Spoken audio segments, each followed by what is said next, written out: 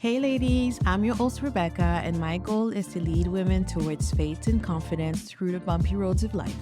Welcome to the She Bold podcast. Hey ladies, and welcome back.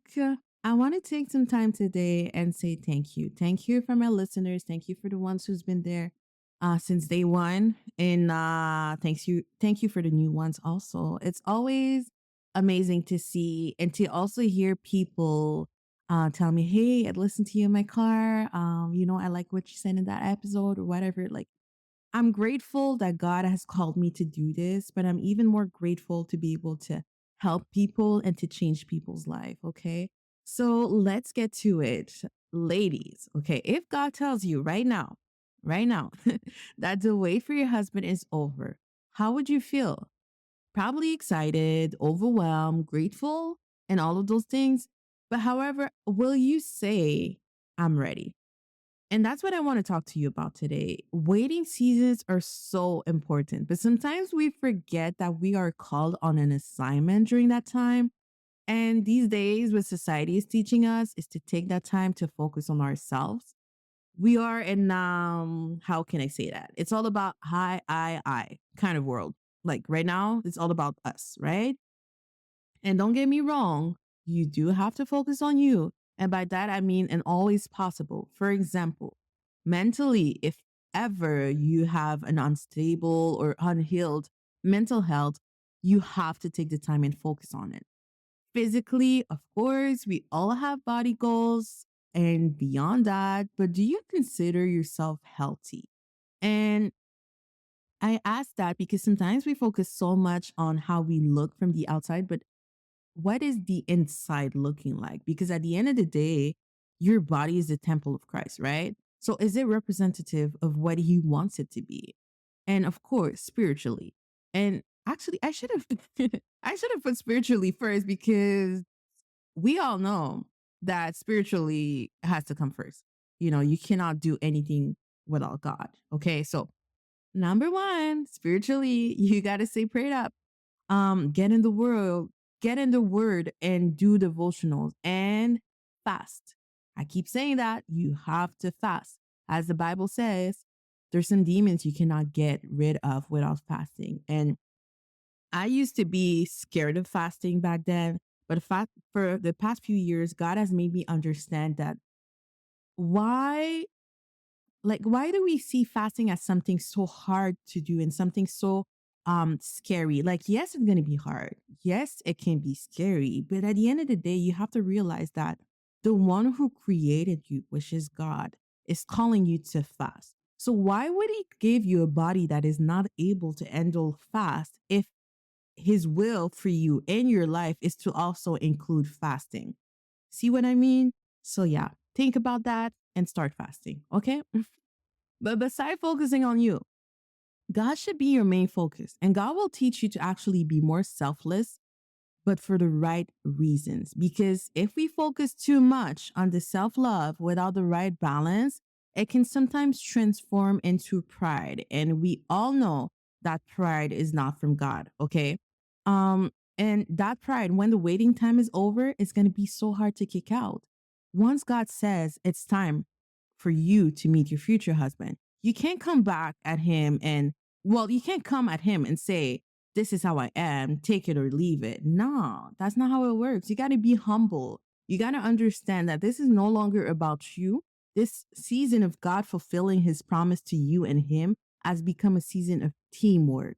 Of course, you will still take care of yourself. And actually, let me specify this. You need to keep taking care of yourself. The physical part, the spiritual part, the mental part, every other part is something that you should always take care of in the waiting season, in the relationship season, in the marriage season.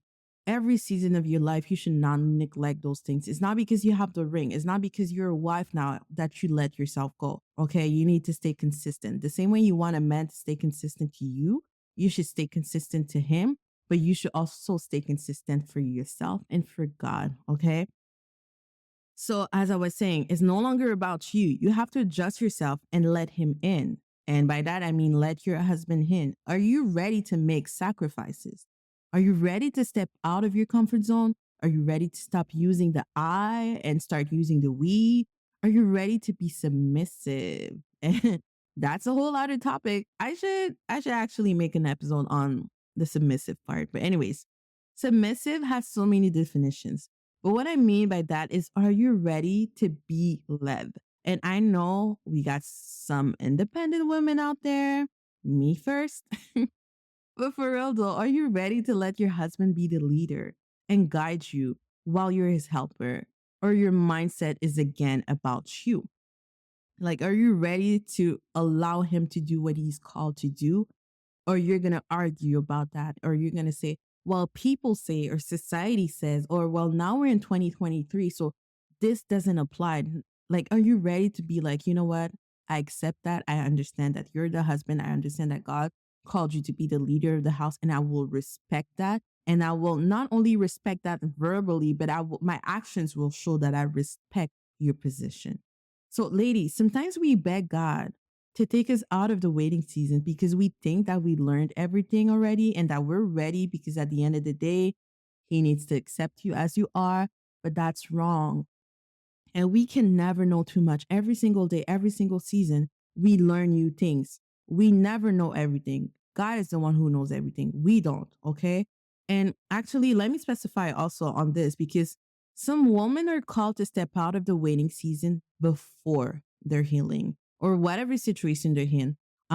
Because sometimes God will use that man as a part of your healing, but that is specific to certain people. So always pray and ask God what his plans are for you. Because at the end of the day, I give you advices, but I don't know. I don't know the future. I don't know your path. I don't know what God called you to do. I'm not God. He is. So whatever I say, always pray and ask God what applies to you. But back to what I was saying, if you're too selfish in the waiting, okay, you'll have a hard time adjusting and be selfless after that. What will you bring to the table once you exit the wait? If you put yourself in his place, will you take a woman like you? Without overthinking this, what I want you to remember from this episode, use that waiting season for God, for you, but also for your future husband. Ask God to restore you, to transform you into the woman he wants you to be as a daughter of Christ, but also as a wife he wants you to become. So, ladies, and the waiting season, single ladies, this one is for you. Don't use that season for yourself only. The prize is your husband, so it's only right that the season is also dedicated to him. All right? So, thank you for listening, and I hope that you have a blessed day. Take care of yourself. See you on the next one.